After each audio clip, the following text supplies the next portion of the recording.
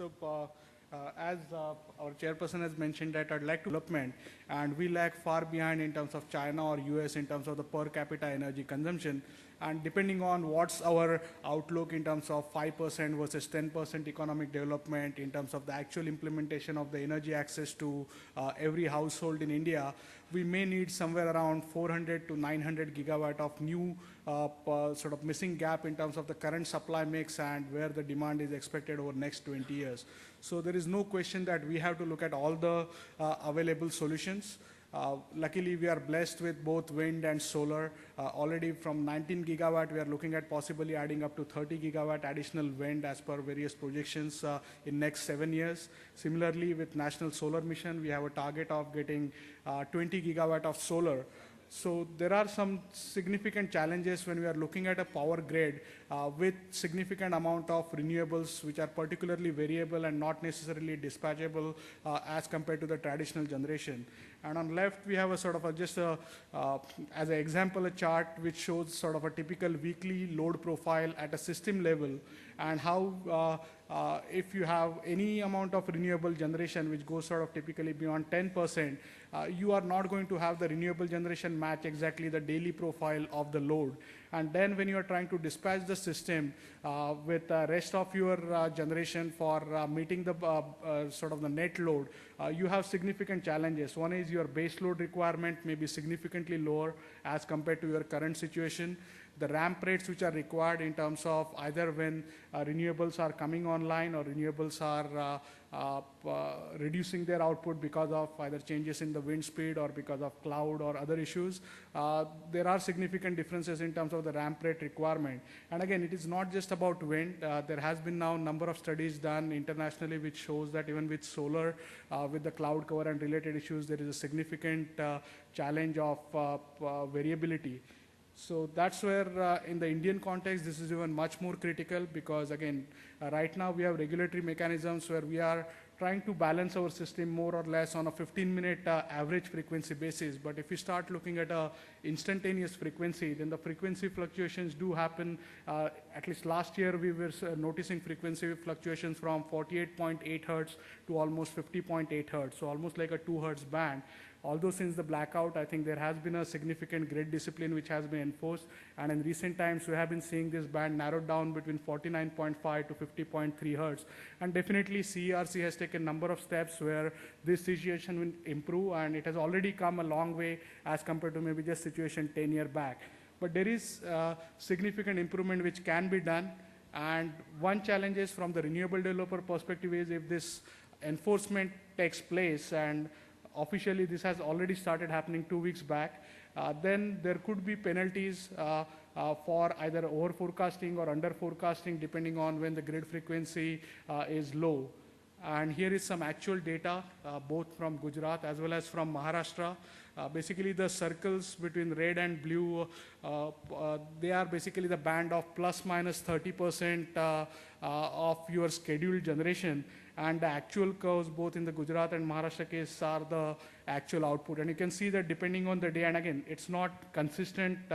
We are noticing right now the way the forecasting and scheduling is being done is not necessarily optimal. There are some generators who are just submitting their current day's output as a forecast for next day rather than properly utilizing day ahead or real-time forecast. I think CERC has done some good steps where again you can adjust the forecasting for up to 8 times in a day.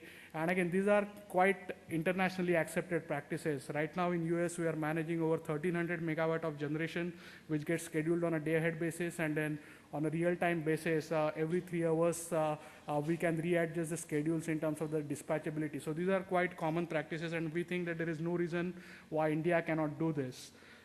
But again, practically from the renewable developer perspective, this had a significant financial risk. Here is a data for last 1 year, mainly 2012 data, where you can see that during most of the weekdays, there were almost 30 to 40% of the 15-minute intervals, the frequency was below 49.8 hertz.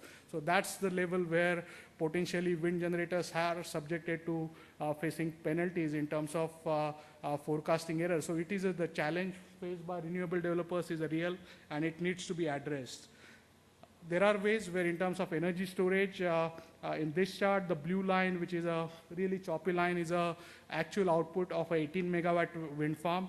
And the simulation shows how using a 4 megawatt 15-minute energy storage with lithium-ion technology, you can actually firm up this wind output on a 5-minute by 5-minute basis. And again, it can also be done with a slightly different size on a 15-minute basis. But basically, the same blue line has been converted into the step-by-step curve by using energy storage as a balancing mechanism. And again, if you notice, I mentioned that 18 megawatt wind farm with just a 4 megawatt 15-minute storage. So again, it's not in terms of the cost. Sometimes people get worried just looking at dollar per kilowatt or dollar per kilowatt hour cost of energy storage, but you're not talking about 1:1 match or looking at necessary 6-hour, 10-hour or 20-hour storage requirement. This can be done in an intelligent way. Here is an example. As I mentioned, there are a number of facilities which are already doing this. The schematic is for a facility owned by AES Energy Generation, which also owns significant wind portfolio. And this is a schematic for a facility in West Virginia, Charleston, where they have integrated a 32 megawatt battery with a 110 megawatt wind farm. And our market operations center in Philadelphia is actually optimizing this asset both for providing ancillary services to the grid as well as wind smoothing when required. And it's not just one-off example. There has been a number of other projects which have been done around the world. eColt has used advanced lead-acid batteries with a lead-acid ultra-capacitor hybrid in Australia for doing similar applications. S&C Electric has used a number of different technologies for similar applications in island grids like Hawaii. And also there are other technology companies like Urban Electric Power, which is a company founded by former IIT Kharagpur engineer, Dr. Sanjay Banerjee out of New York, where they are again looking at some low-cost technologies which can provide solutions, and have already started manufacturing their batteries in Hyderabad. Here are examples related to solar. Again, I'm just showing at the high level two applications. One application is when you're looking at sort of a microgrid environment where your load profile may not match the solar output. So in this case, the left-hand side, the example from eColt shows how you can keep on storing energy from the solar panel and use that for meeting your evening peak requirement. Whereas the example on the right is an example where if there is an incentive for providing ancillary services to the grid, then you can use the fast response energy storage even at as small duration as 15 minutes for smoothing out the output during the day, but then for the remaining 15 hours or 16 hours in the day, actually provide grid balancing services and earn the revenue from that. And when you start adding these multiple value streams, then the business case for energy storage becomes very strong. And we believe that energy storage has a role to play throughout the grid. It can be as a centralized generation in terms of hundreds of megawatt, either in terms of pumped hydro or compressed air energy storage technologies, particularly with the industrial tie-up in terms of the perform achieve trade mission what we have. I think there are large opportunities for integrating thermal storage or other optimization opportunities at a centralized level. Transmission distribution level, there are more than 3-4 dozen different technologies which are right now available, which have been demonstrated at megawatt scale and can be adopted pretty easily in India. And also at a distribution level in terms of either deferring the upgrade deferral for distribution assets or meeting power quality for the end user consumers, there are tremendous opportunities available. We have done some market assessment studies, and again, it's depends a lot in terms of how we receive the policy support, how some of the other policies in terms of the renewable integration, in terms of the RPO enforcement do take place. But we believe that India could present a 15 to 20 gigawatt of market opportunity for energy storage industry.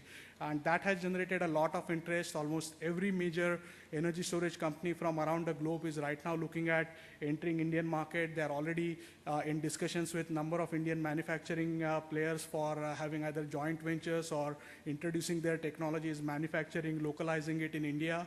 So again, we are not going to have too many issues in terms of having access to these technologies within next 12 to 18 months.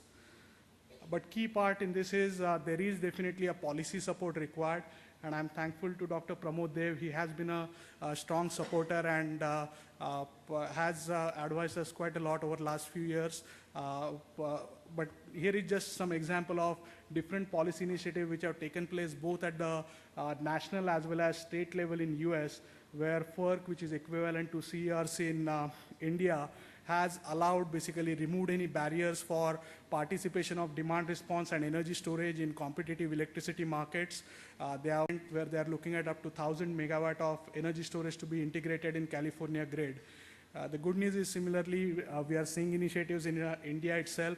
CEA, as part of the National Task Force on the Renewable Integration, has started to look at energy storage technologies.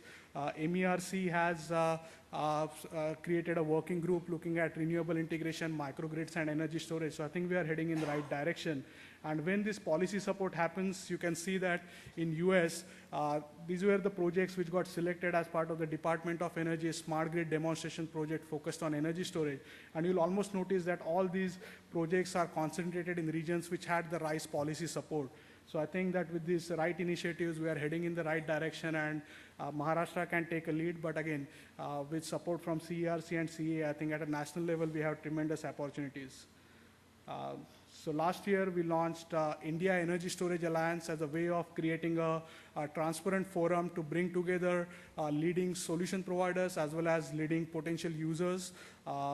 We have currently more than 15 members as part of the ISA Knowledge Partner Network, which includes technology companies, service providers, as well as research universities like Carnegie Mellon University.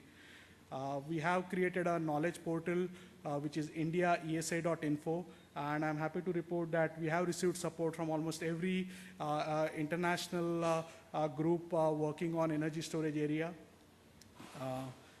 So apart from the involvement what we have with CA and at state level, we are also looking at launching India's first energy storage and microgrid event in Mumbai in December. So I'd encourage I would love to invite all of you to participate there, and if you have any key ideas or key projects which you would like to present, please do reach out to us. So to summarize, I believe that we have tremendous opportunity and tremendous need for integrating more and more renewables in the grid. The current grid and the current framework is not necessarily optimized for adjusting or accommodating significantly higher penetration of variable resources. And that's where we can utilize the international experience, utilize emerging technologies, and possibly replicate the type of success what India has demonstrated on the telecom side, also on the energy side. And I think there is no reason why we cannot do this. And I think in the next 10 years, that would be the test. And I hope that with all your support, we get there. Thank you.